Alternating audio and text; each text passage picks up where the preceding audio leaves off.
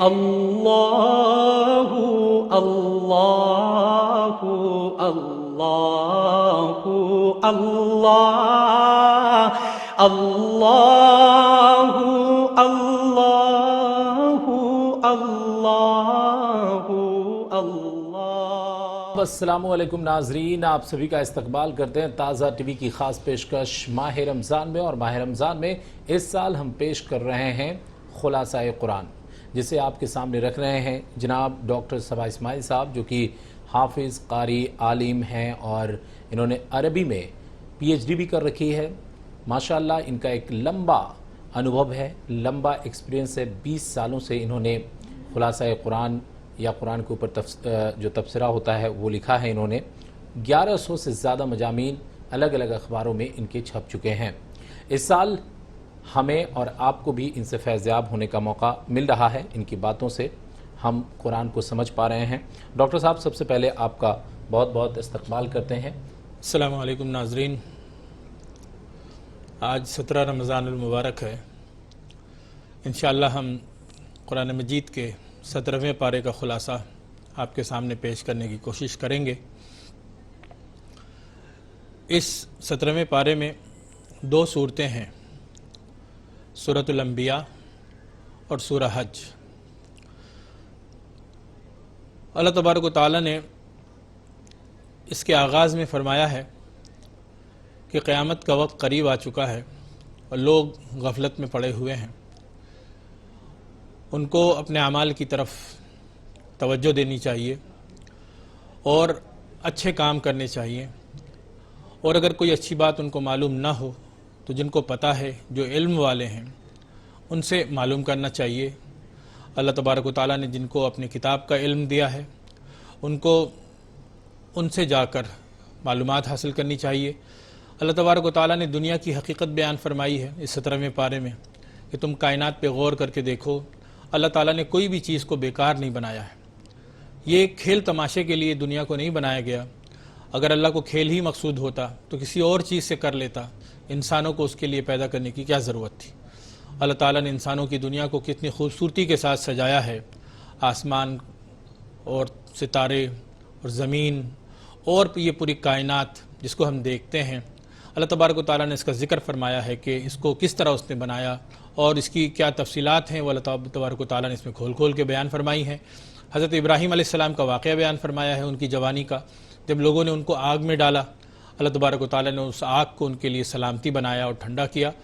اسی میں ہم یہ بھی دیکھتے ہیں کہ اسی سورۃ الانبیاء میں اللہ تبارک و تعالیٰ نے متعدد انبیاء کا ذکر فرمایا،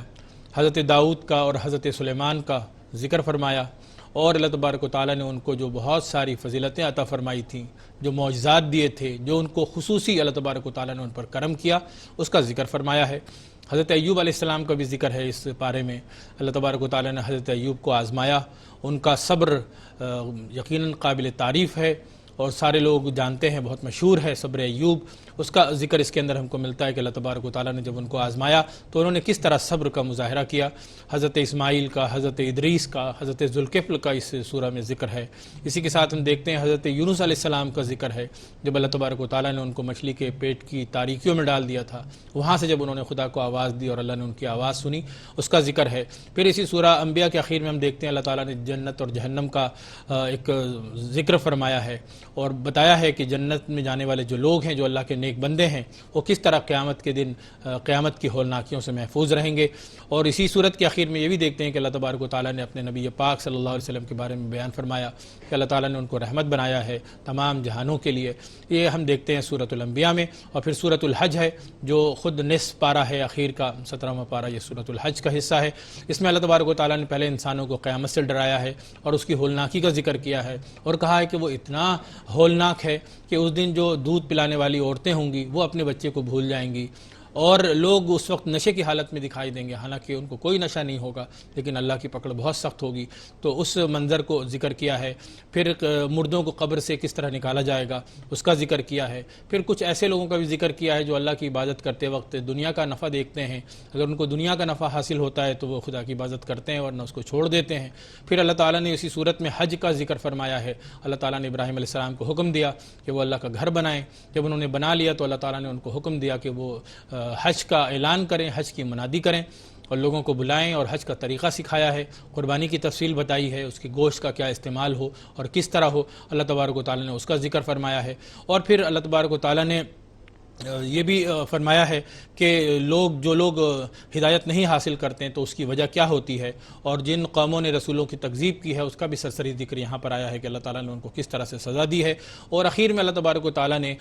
فرمایا ہے کہ تم ملت ابراہیمی پر ہو، اللہ تبارک و تعالیٰ تمہارا کارساز اور مددگار ہے، وہ تمہاری حفاظت کرنے والا ہے، تو تم کو جو ذمہ داری دی گئی ہے وہ تم ادا کرو، نماز پڑھو، زکوٰۃ ادا کرو اور اللہ کی رسی کو مضبوطی کے ساتھ تھامے رہو۔ یہ سورہ حج کی آخری آیتوں کا ذکر ہے۔ یہ دو صورتیں ہیں اس بارے میں۔ آئیے اب اس کو ہم ذرا تفصیل کے ساتھ دیکھنے کی کوشش کرتے ہیں۔ اللہ تبارک و تعالیٰ اس کے شروع میں ارشاد فرماتا ہے، اعوذ باللہ من الشیطان الرجیم، بسم اللہ الرحمن الرحیم، اقترب للناس حسابهم وهم فی غفلۃ معرضون، کہ قیامت کا دن قریب آ چکا ہے، حساب کتاب کا وقت بالکل سامنے ہے، لیکن لوگ ہیں کہ غفلت میں پڑے ہوئے ہیں، وہ اس کی طرف بالکل دھیان نہیں دے رہے ہیں۔ پھر اللہ نے فرمایا لقد انزلنا الیکم کتابا فیہ ذکرکم افلا تعقلون، کہ نصیحت کی جو کتاب ہے ہم نے تم کو دے دی ہے، اگر تم نصیحت واقعی چاہتے ہو، تم چاہتے ہو کہ کوئی کام کی بات تم کو معلوم ہو، تو اللہ کی کتاب تمہارے سامنے رکھی ہے، اس کو پڑھو اور دیکھو کہ اس کے اندر اللہ تعالیٰ نے کیسی کیسی قیمتی باتیں تمہاری ہدایت اور نصیحت کے لیے بیان فرمائی ہیں۔ ہم یہاں یہ بھی دیکھتے ہیں اللہ تبارک و تعالیٰ ارشاد فرماتا ہے وَمَا خَلَقْنَا السَّمَاءَ وَالْأَرْضَ وَمَا بَيْنَهُمَا لَاعِبِينَ، کہ زمین اور آسمان، یہ جو کچھ بھی تم دنیا میں دیکھ رہے ہو، اس کے درمیان کی چیزیں، کوئی چیز ایسی نہیں ہے جو اللہ نے بیکار بنائی ہو، کوئی بھی چیز بیکار نہیں ہے۔ تم کو سوچنا چاہیے جب اس کائنات میں کوئی چیز بیکار نہیں ہے، تم جس چیز کو بھی دیکھتے ہو اس کا کوئی نہ کوئی کام ہے، کوئی نہ کوئی فنکشن ہے، تو جب وہ کام کی چیز ہے تو اللہ نے تم کو کیسے بیکار میں بنایا ہوگا؟ تمہارا بھی یقیناً ایک مقصد ہے، اللہ نے ایک خاص مقصد کے تحت تم کو اس کائنات میں بھیجا ہے، اس دنیا میں بھیجا ہے، اس لیے تم اس کو محض تفریح اور تماشا گاہ مت سمجھو اور وہ کام کرو جس کے لیے اللہ تعالیٰ نے تم کو یہاں دنیا میں بھیجا ہے۔ ہم اللہ تبارک و تعالیٰ دیکھتے ہیں کہ اللہ تبارک و تعالیٰ یہاں ارشاد فرماتا ہے اولم یر الذین کفروا ان السماوات والارض کانتا رتقا ففتقناہما وجعلنا من الماء کل شیء حی فلا یؤمنون، کہ زمین اور آسمان جو پہلے بند تھے ہم نے ان کو کھول دیا اور پھر یہ زمین تمہارے لیے بنائی اور اس میں تمہارے لیے رہنے کی جگہ بنائی، اور اللہ نے فرمایا کہ ہم نے سارے جاندار کو، ہر جاندار چیز کو پانی سے بنایا، کیا تم غور نہیں کرتے؟ یہ وہ سائنٹیفک حقیقتیں ہیں معزز حاضرین جو آج بھی دنیا کے سامنے ہیں اور دنیا اس کو سمجھ رہی ہے، اور اللہ تبارک و تعالیٰ اس دنیا کے بارے میں چونکہ سب کچھ جانتا ہے۔ اللہ تبارک و تعالیٰ نے فرمایا، یہاں اللہ تبارک و تعالیٰ فرماتا ہے کہ ہم نے وما جعلنا لبشر من قبلک الخلد افإن مت فهم الخالدون کل نفس ذائقۃ الموت، موت کا ذکر بھی یہاں پر آیا ہے۔ اللہ نے فرمایا کہ ہم سب کو موت دیتے ہیں، ونبلوکم بالشر والخیر فتنہ، ہم تم کو برائیوں سے اور اچھائیوں سے، دونوں چیزوں سے آزماتے ہیں۔ اگر تمہارے پاس آسانی ہے تو تم اس کو بھی آزمائش سمجھو، اگر تمہارے پاس پریشانی ہے تو اس کو بھی تم آزمائش سمجھو اور پھر وہی کام کرو جو کام تم کو کرنا چاہیے۔ اور یہاں پر ہم یہ بھی دیکھتے ہیں کہ اللہ تبارک و تعالیٰ ارشاد فرماتا ہے خلق الانسان من عجل سأریکم آیاتی فلا تستعجلون، کہ انسان کو بہت جلدی ہے، وہ جلدی مچاتا ہے کہ اس کو جلدی بتا دیا جائے کیا ہونے والا ہے، کیسے عذاب آنے والا ہے۔ اللہ فرماتا ہے کہ ہم اپنی نشانی تم کو ضرور دکھائیں گے، اس کائنات میں ہم نے تم کو بھیجا ہی اسی لیے ہے کہ ہم تم کو اپنی نشانی دکھائیں۔ تو جو لوگ اپنی آنکھیں کھول کر رکھتے ہیں ان کو ہر چیز میں خدا کی نشانی نظر آتی ہے، خدا کا جلوہ نظر آتا ہے، اور جب انسان خدا کا جلوہ دیکھتا ہے تو خدا کے آگے جھک جاتا ہے، اس کی بندگی کرتا ہے اور اس کے آگے گڑ گڑاتا ہے اور اس سے مدد مانگتا ہے۔ اللہ تبارک و تعالیٰ فرماتا ہے کہ جب بندہ ہمارے قریب آتا ہے تو ہم اس کی مدد کرتے ہیں اور اس کو سیدھی راہ دکھاتے ہیں۔ 17ویں پارے کے 5ویں رکوع میں اللہ تبارک و تعالیٰ نے ارشاد فرمایا وَلَقَدْ آتَيْنَا إِبْرَاهِيمَ رُشْدَهُ مِنْ قَبْلُ وَكُنَّا بِهِ عَالِمِينَ، کہ اللہ تعالیٰ نے حضرت ابراہیم کو بچپن سے ہی بہت ذہین، باریک بین اور سمجھدار بنایا تھا۔ وہ ہر معاملے کو بہت گہرائی سے دیکھتے تھے اور سمجھتے تھے، اسی لیے انہوں نے اپنے والد کو کہا بھی کہ وہ جس طریقے پر زندگی گزار رہے ہیں، جو اللہ کی عبادت نہیں کر رہے ہیں تو وہ غلطی کر رہے ہیں، اور انہوں نے لوگوں کو بھی سمجھانے کی کوشش کی۔ نتیجہ یہ نکلا کہ لوگ ان سے ناراض ہو گئے اور انہوں نے ان کے بارے میں کہا قالوا حرقوه وانصروا آلهتكم ان كنتم فاعلین، کہ لوگوں نے کہا کہ آگ لگاؤ اور ان کو آگ میں جلا دو تاکہ ان کا قصہ ہی ختم ہو جائے۔ اللہ تبارک و تعالیٰ فرماتا ہے قلنا یا نار کونی بردا وسلاما علی ابراہیم، کہ ہم نے آگ سے کہا کہ آگ تو ٹھنڈی ہو جا اور سلامتی بن جائے ابراہیم کے لیے۔ اللہ نے آگ کو ٹھنڈی بنا دیا، اس کو بے ضرر بنا دیا، اور جو سازش کی تھی ابراہیم علیہ السلام کے دشمنوں نے، اللہ تعالیٰ نے اس سازش کو ناکام بنا دیا۔ اس کے آگے اور مزید چند نبیوں کا ذکر یہاں پر ہے، چھٹے رکوع میں ہم دیکھتے ہیں، اللہ فرماتا ہے وَدَاؤُودَ وَسُلَيْمَانَ إِذْ يَحْكُمَانِ فِي الْحَرْثِ إِذْ نَفَشَتْ فِيهِ غَنَمُ الْقَوْمِ وَكُنَّا لِحُكْمِهِمْ شَاهِدِينَ فَفَهَّمْنَاهَا سُلَيْمَانَ۔ اللہ تعالیٰ نے حضرت داؤد اور حضرت سلیمان کا یہاں پر ذکر فرمایا ہے۔ اللہ تعالیٰ نے ان دونوں نبیوں کو بڑی عزت دی تھی، بہت قوت دی تھی، یہ دونوں بادشاہ بھی بنائے گئے تھے، اللہ تعالیٰ نے ان کو بہت بڑا بادشاہ بنایا تھا۔ حضرت سلیمان علیہ السلام کو تو اللہ نے ایسی حکومت دی تھی جیسی حکومت اللہ نے کبھی کسی کو نہیں دی، ہواؤں تک پر ان کو اختیار تھا، اور شیطان بھی ان کی بات مانتے تھے، وہ جنوں سے بھی کام لیتے تھے، اور اللہ تعالیٰ نے بڑی صلاحیتوں سے نوازا تھا۔ حضرت داؤد پر اللہ نے یہ کرم کیا تھا کہ ان کو اتنی پیاری آواز دی تھی، لحن داؤدی، جس میں جب وہ خدا کا نغمہ گاتے تھے، خدا کی حمد بیان کرتے تھے، تو پوری کائنات ان کے ساتھ حمد بیان کرتی تھی۔ اللہ تبارک و تعالیٰ نے یہاں ذکر کیا کہ پرندوں کو بھی تم دیکھتے ہو، اس وقت تو پرندے بھی اللہ کی یاد میں مشغول ہو جاتے تھے حضرت داؤد کے ساتھ۔ اللہ تبارک و تعالیٰ نے حضرت سلیمان علیہ السلام کا بھی واقعہ یہاں بہت تفصیل سے بیان فرمایا، اور اللہ تعالیٰ نے حضرت ایوب علیہ السلام کا بھی ذکر فرمایا، اور فرمایا وَأَيُّوبَ إِذْ نَادَى رَبَّهُ أَنِّي مَسَّنِيَ الضُّرُّ وَأَنْتَ أَرْحَمُ الرَّاحِمِينَ۔ اللہ تعالیٰ نے حضرت ایوب کو آزمایا تھا۔ حضرت ایوب کے بارے میں آتا ہے کہ یہ ایک ایسے نبی تھے، اللہ تبارک و تعالیٰ نے ان کو بہت مال و دولت سے نوازا تھا، بہت مالدار آدمی تھے۔ تو روایت آتی ہے کہ شیطان نے کہا کہ یہ ایوب تو خدا کا شکر اس لیے ادا کرتے ہیں کہ اللہ نے ان کو بہت نوازا ہے، اگر یہ مال و متاع جو ان کو ملا ہے اگر یہ چھین لیا جائے تو شاید یہ اللہ کا شکر نہیں ادا کریں گے۔ تو اللہ تعالیٰ نے یہ بھی کر کے دکھا دیا کہ حضرت ایوب علیہ السلام کو امتحان میں ڈالا گیا، اور جو نعمتیں ان کو دی گئی تھیں وہ ان سے لے لی گئیں، اور وہ بہت پریشانی میں گھرے، لیکن پھر بھی انہوں نے صبر کا دامن نہیں چھوڑا، اس لیے ان کا صبر بہت مشہور ہے۔ لیکن جب وہ تھک گئے اور پریشان ہو گئے تو انہوں نے اللہ کو آواز دی اور کہا اے خدا، تکلیف نے میرا حال بے حال کر دیا ہے، اور تو بہت رحم کرنے والا ہے، میرے حال پر رحم فرما دے۔ اللہ فرماتا ہے فَاسْتَجَبْنَا لَهُ، تو ہم نے ان کی دعا کو قبول کر لیا۔ فَكَشَفْنَا مَا بِهِ مِن ضُرٍّ، اور جو پریشانی تھی اس کو ہم نے دور کر دیا۔ اور اللہ تبارک و تعالیٰ نے اس کے بعد اسماعیل علیہ السلام کا، حضرت ادریس علیہ السلام کا اور ذوالکفل علیہ السلام کا ذکر کیا، اور کہا کہ یہ سب وہ نبی تھے جو بہت صبر کرنے والے تھے، اور یہ نبیوں کی خصوصیت ہے، اور اللہ تبارک و تعالیٰ نے ہر نبی کو یہ طاقت دی تھی کہ وہ بہت صبر کرنے والے ہوتے تھے، اور اگر وہ صبر نہیں کرتے تو معاملات کو کیسے حل کرتے۔ حضرت یونس علیہ السلام کا بھی ذکر اللہ تبارک و تعالیٰ نے یہاں کیا، اور فرمایا وَذَنُّونِ إِذْ ذَهَبَ مُغَاضِبًا فَظَنَّ أَن لَّن نَّقْدِرَ عَلَيْهِ فَنَادَىٰ فِي الظُّلُمَاتِ أَن لَّا إِلَٰهَ إِلَّا أَنتَ سُبْحَانَكَ إِنِّي كُنتُ مِنَ الظَّالِمِينَ۔ حضرت یونس علیہ السلام کو جب اللہ تبارک و تعالیٰ نے امتحان میں ڈالا اور وہ مچھلی کے پیٹ میں چلے گئے اور وہاں بہت پریشان ہوئے، وہاں بھی انہوں نے خدا ہی کو یاد کیا اور خدا سے معافی مانگی، اور جو انہوں نے الفاظ ادا کیے وہ بہت مشہور الفاظ ہیں۔ کوئی بھی انسان توبہ کرے ان الفاظ کے ساتھ تو اللہ کہتا ہے کہ وہ دعا قبول ہوتی ہے۔ اللہ نے سکھایا وہ دعا، لا الہ الا انت سبحانک انی کنت من الظالمین، کہ اے خدا آپ ہی ہیں بزرگ و برتر، آپ ہی ہیں قابل تعریف، اور جو مجھ سے غلطی ہوئی ہے، میں نے جو زیادتی کی ہے، آپ اس کو دور کر سکتے ہیں۔ تو اللہ تبارک و تعالیٰ اس غم کو دور کرتا ہے۔ اللہ نے کہا فاستجبنا لہ، ہم نے ان کی دعا قبول کی، ونجیناہ من الغم، اور ان کو اس غم سے نجات دیا جس میں وہ پڑ گئے تھے۔ وکذالک ننجی المؤمنین، اور اللہ فرماتا ہے کہ اسی طرح ہم ہر ایمان والے کو نجات دیتے ہیں جب وہ ہم سے توبہ کرتا ہے اور ہم سے مدد کی درخواست کرتا ہے اور فریاد کرتا ہے۔ اللہ نے فرمایا ان ھذہ امتکم امۃ واحدہ وانا ربکم فاعبدون، کہ یہ ایک ایسی امت ہے، یہ وہ لوگ تھے جنہوں نے اللہ کی عبادت کی اور اللہ کے نیک بندے تھے، تو تم بھی اللہ کی بندگی کرو اور اللہ کے نیک بندوں میں شامل ہو جاؤ۔ یہاں سورہ انبیاء کے اخیر میں ہم یہ بھی دیکھتے ہیں، اللہ فرماتا ہے ان الذین سبقت لهم من الحسنى اولئک عنها مبعدون لا يسمعون حسیسها وهم فی ما اشتهت انفسهم خالدون۔ اللہ فرماتا ہے کہ جو نیک لوگ ہوں گے، قیامت کا اللہ نے ذکر کیا کہ اس دن بہت برا حال ہوگا، اور جہنم کا ذکر کیا کہ وہ بہت خطرناک جگہ ہوگی، لیکن اللہ نے فرمایا کہ جو نیک بندے ہیں اور بہت اچھے بندے اللہ کے ہوں گے، اللہ ان کو اس سے دور رکھے گا۔ اللہ نے کہا وہ اس کی آہٹ بھی نہیں سنیں گے، اور اللہ تعالیٰ ان کو جنت میں رکھے گا، اور جنت میں وہ ایسی جگہ پہ ہوں گے جہاں ان کو ہر طرح کا آرام ہوگا، اور اس خطرناک دن کی مصیبتوں سے وہ محفوظ رہیں گے۔ اللہ تبارک و تعالیٰ نے یہیں اس صورت کے آخر میں فرمایا ہے وَمَا أَرْسَلْنَاكَ إِلَّا رَحْمَةً لِلْعَالَمِينَ، اپنے نبی پاک صلی اللہ علیہ وسلم کے بارے میں بیان فرمایا کہ اللہ تعالیٰ فرماتا ہے کہ اے نبی پاک صلی اللہ علیہ وسلم، ہم نے آپ کو تمام جہانوں کے لیے رحمت بنا کر بھیجا ہے۔ تو جو پیغام ہمارے نبی پاک صلی اللہ علیہ وسلم کا پیغام ہے ہے وہ رحمت کا پیغام ہے۔ اللہ نے اپنے بارے میں کہا کہ وہ رحمان ہے، رحیم ہے، رحم کرتا ہے، بار بار رحم کرتا ہے۔ اسی طرح اس نے کہا کہ ہمارے نبی بھی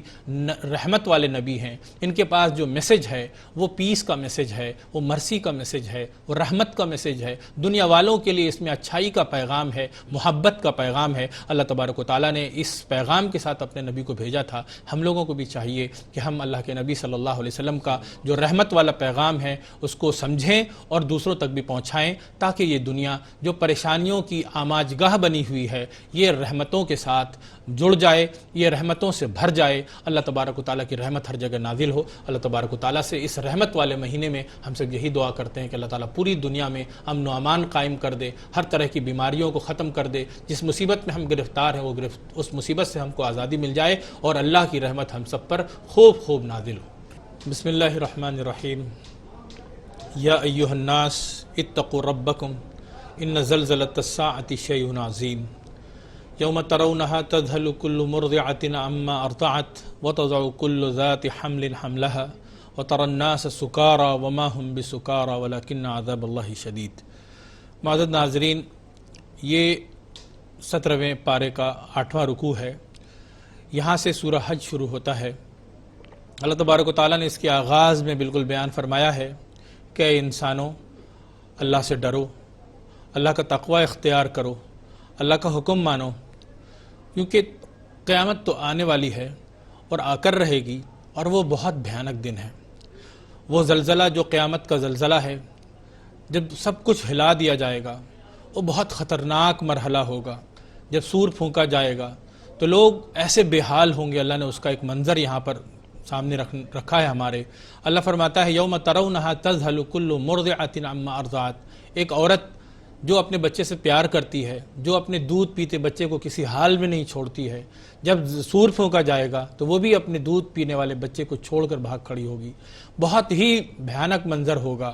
اور اللہ تبارک و تعالیٰ نے فرمایا کہ وہ ایسا دن ہے جو ہر حال میں آ کر رہے گا۔ وَأَنَّ السَّاعَةَ آتِيَةٌ لَا رَيْبَ فِيهَا وَأَنَّ اللَّهَ يَبْعَثُ مَن فِي الْقُبُورِ، کہ قیامت کو آنا ہی ہے، اس کو کوئی نہیں روک سکتا۔ جس خدا نے یہ دنیا بنایا ہے وہ خدا اس دنیا کے لیے قیامت کو ضرور لائے گا، تاکہ حساب کتاب ہو اور ہر معاملہ اپنے نتیجے تک پہنچے۔ جو لوگ قبروں میں ہیں ان کو قبروں سے بھی نکالا جائے گا، اللہ تبارک و تعالیٰ نے فرمایا۔ اور فرماتا ہے وَمِنَ النَّاسِ مَن يَعْبُدُ اللَّهَ عَلَى حَرْفٍ۔ اللہ تعالیٰ نے کچھ ایسے لوگوں کا ذکر کیا جو دنیا میں جب عبادت کرتے ہیں کنارے پہ کھڑے ہو کر کرتے ہیں۔ اللہ فرماتا ہے فَإِنْ أَصَابَهُ خَيْرٌ اطْمَأَنَّ بِهِ، اگر ان کو فائدہ پہنچتا ہے تو بہت اطمینان کے ساتھ رہتے ہیں، اور اگر ان کو کوئی پریشانی ہوتی ہے تو فوراً بھاگ کھڑے ہوتے ہیں۔ ایسے لوگ مطلب پرست ہوتے ہیں جو اللہ کی عبادت دل سے نہیں کرتے بلکہ اپنا فائدہ دیکھ کر کرتے ہیں۔ ایسے لوگوں کو چاہیے کہ جب عبادت خدا کی کریں تو خدا کی بندگی خدا کی مرضی کے مطابق کریں اور اس کی خوشنودی کا خیال رکھیں، اور جس حال میں بھی خدا رکھے اس میں خوش رہیں، اس میں صبر کریں، جمے رہیں۔ اللہ تبارک و تعالیٰ ارشاد فرماتا ہے وَأَذِّن فِي النَّاسِ بِالْحَجِّ يَأْتُوكَ رِجَالًا وَعَلَى كُلِّ ضَامِرٍ يَأْتِينَ مِن كُلِّ فَجٍّ عَمِيقٍ۔ اللہ تبارک و تعالیٰ نے حضرت ابراہیم علیہ السلام کو مکہ بھیجا، اور وہاں ان کو اللہ تعالیٰ نے حکم دیا کہ وہ اللہ کا گھر بنائیں۔ جب انہوں نے اللہ کا گھر بنا لیا تو اللہ تبارک و تعالیٰ نے کہا اب آپ اعلان کیجئے، منادی کیجئے، لوگوں کو بلائیے اور ان سے کہیے کہ وہ حج کرنے کے لیے اللہ کے گھر پہ آیا کریں۔ حج ہم اور آپ جانتے ہیں معزز ناظرین کہ اللہ تبارک و تعالیٰ نے مسلمانوں پر اس کو فرض کیا ہے اور کہا ہے وَلِلَّهِ عَلَى النَّاسِ حِجُّ الْبَيْتِ مَنِ اسْتَطَاعَ إِلَيْهِ سَبِيلًا، کہ جو بھی حج کرنے آ سکتا ہے اس کو حج کرنے کے لیے ضرور آنا چاہیے۔ اللہ تبارک و تعالیٰ نے یہاں معزز ناظرین فرمایا يَأْتُوكَ رِجَالًا وَعَلَى كُلِّ ضَامِرٍ، کہ اے ابراہیم علیہ السلام آپ لوگوں سے کہیے کہ وہ اللہ کے گھر پہ آئیں۔ اگر پیدل چل کے آ سکتے ہیں تو پیدل چل کے آئیں، اگر دبلی پتلی اونٹنیاں ہیں، معمولی سواریاں ہیں، ان میں سوار ہو کر آ سکتے ہیں تو آئیں، دنیا کے کونے کونے سے آئیں۔ اللہ کا کرم ہے کہ حج ہوتا ہے معزز ناظرین، ہر سال ہوتا ہے، اور پوری دنیا سے لوگ خانہ کعبہ میں جمع ہوتے ہیں، مکہ میں حاضر ہوتے ہیں اور حج کرتے ہیں۔ اللہ نے فرمایا کہ اس کے اندر بہت سارے فائدے اللہ تعالیٰ نے رکھے ہیں، اور اللہ نے یہ بھی کہا کہ فَكُلُوا مِنْهَا وَأَطْعِمُوا الْبَائِسَ الْفَقِيرَ، کہ جو تم قربانی کرتے ہو اس موقع سے، اس قربانی کا جو گوشت ہے وہ خود بھی کھاؤ اور غریبوں کو کھلاؤ، ضرورت مندوں کو کھلاؤ۔ اللہ نے کہا فَكُلُوا مِنْهَا وَأَطْعِمُوا الْقَانِعَ وَالْمُعْتَرَّ، جو مانگتا ہے اس کو بھی دو، اور جو لوگ نہیں سوال کرتے مگر غریب ہیں ان کو بھی وہ گوشت کھانے کے لیے دو۔ اللہ تبارک و تعالیٰ نے یہاں یہ بھی فرمایا لن ینال اللہ لحومها ولا دماؤها ولکن ینالہ التقوی منکم، کہ جب تم قربانی کرتے ہو تو خدا کے پاس جو چیز پہنچتی ہے وہ تمہارا تقوی ہے، تمہاری پرہیزگاری ہے، جو تمہاری نیت ہے، جو تمہارا اخلاص ہے، تم کس نیت سے خدا کے نام پہ قربانی کر رہے ہو، اللہ تعالیٰ یہ دیکھتا ہے۔ اللہ تبارک و تعالیٰ چاہتا ہے کہ تم اللہ کا شکر ادا کرو۔ اللہ تبارک و تعالیٰ نے ارشاد فرمایا وَلَوْلَا دَفْعُ اللَّهِ النَّاسَ بَعْضَهُمْ بِبَعْضٍ لَهُدِّمَتْ صَوَامِعُ وَبِيَعٌ وَصَلَوَاتٌ وَمَسَاجِدُ يُذْكَرُ فِيهَا اسْمُ اللَّهِ كَثِيرًا، کہ اللہ تبارک و تعالیٰ لوگوں سے دفاع کرتا رہتا ہے اس لیے تاکہ دنیا میں امن و امان قائم رہے۔ اگر انسان ظلم میں آگے بڑھ جاتا ہے اور حد سے زیادہ ظلم کرنے لگتا ہے اور خدا کی ان گھروں کو بھی مسمار کرنے لگتا ہے جن میں خدا کا نام لیا جاتا ہے، تو یہ بات اللہ کو پسند نہیں ہوتی۔ اللہ تبارک و تعالیٰ ایسے لوگوں کو دنیا میں رکھتا ہے جو لوگ اللہ کے کھلے ہوئے دشمن نہ ہوں، اور اللہ تعالیٰ موقع دیتا ہے ہر طرح کے لوگوں کو، اور اس دنیا کا نظام اللہ کی مرضی سے چلتا ہے۔ اللہ تبارک و تعالیٰ نے فرمایا وَإِن يُكَذِّبُوكَ فَقَدْ كَذَّبَتْ قَبْلَهُمْ قَوْمُ نُوحٍ وَعَادٌ وَثَمُودُ وَقَوْمُ إِبْرَاهِيمَ وَقَوْمُ لُوطٍ وَأَصْحَابُ مَدْيَنَ وَكُذِّبَ مُوسَىٰ۔ اللہ تبارک و تعالیٰ نے متعدد انبیاء اکرام کا یہاں ذکر کیا اور کہا کہ اکثر جب رسول آئے تو جو بڑی تعداد تھی لوگوں کی جن کی تکذیب کی گئی، نبی پاک صلی اللہ علیہ وسلم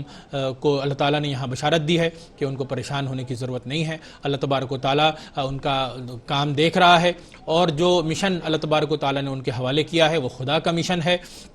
اور رسولوں کی تکذیب کوئی نئی بات نہیں ہے۔ اللہ تبارک و تعالیٰ نے فرمایا افلم یسیروا فی الارض فتکون لهم قلوب یعقلون بها، اللہ نے فرمایا کہ لوگوں کو چاہیے کہ وہ راستے میں چل کے دیکھیں تاکہ جو دل ہے اس سے وہ کچھ فائدہ اٹھائیں، جو کان اللہ نے دیا اس سے کچھ سنیں، جو آنکھیں اللہ نے دی ہیں اس سے وہ دیکھیں۔ اللہ فرماتا ہے آنکھیں اندھی نہیں ہوتی، اور دل جو سینوں میں ہے وہ اندھے ہو جاتے ہیں، تبھی انسان ہدایت کی بات کو نہیں سنتا۔ آخر میں اللہ تبارک و تعالیٰ نے ایک بات بیان فرمائی ہے ملت ابیکم ابراہیم هو سماکم المسلمین من قبل وفی هذا لیکون الرسول شہیدا علیکم وتکونوا شہداء علی الناس فاقیموا الصلاة وآتوا الزکاة واعتصموا باللہ هو مولاکم ونعم المولا ونعم النصیر۔ یہ آخری آیت ہے 17ویں پارے کی اور سورۃ الحج کی بھی۔ اللہ تبارک و تعالیٰ نے اس میں بیان فرمایا کہ تم اللہ کے دین پر قائم رہو، نماز پڑھتے رہو، وہ ملت ابراہیمی جس پر اللہ تبارک و تعالیٰ نے تم کو قائم کیا ہے اس پر عمل پیرا رہو، زکوٰۃ دیتے رہو، اللہ کی رسی کو مضبوطی کے ساتھ پکڑے رہو، وہی تمہارا مولا ہے۔